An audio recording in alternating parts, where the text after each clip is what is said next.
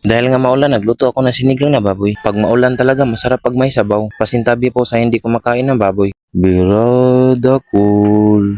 Ang cool. Pag malakas talaga ang ulan, masarap humigop ng sabaw. Tuwang-tuwa na naman yung mga halaman dahil ngayon lang ulit umulan. Saktong-sakto nga, nakabili si Lola ng 1 kilo ng baboy. Sinigang ang gagawing luto natin nito ngayon. Kaya pagkatapos ko itong hugasan ay pinakuluan ko naman ito sa apoy. Nagayad muna ako ng atsal at sibuyas. Masarap talaga pag medyo maanghang yung sabaw. Iwan ko ba kung bakit paslighting yung hiwa dito sa atsal. Ginaya ko lang yung lola ko kung paano siya maghiwa ng ricados. Pagkatapos ko nga magayat yung ricados, inilagay ko naman ito sa kawali. Dito nga lang yung sinigang na hindi maasim. Nagantay muna ako ng ilang minuto hanggang malambot ito bago ko ilagay itong repolyo. Maganda naman kung pitsa yung ilagay pero repolyo lang yung meron kami kaya repolyo na lang yung ilalagay ko. Pinalakasan ko nga lang yung apoy para madali lang maging malambot itong karne ng baboy. Pagtingin ko nga sa labas medyo mahina na rin yung ulan. Medyo matagal-tagal nga rin itong lumambot ang karne ng baboy. Ilang minuto nga lang at lumambot na rin yung karne ng baboy. At dahil malambot na yung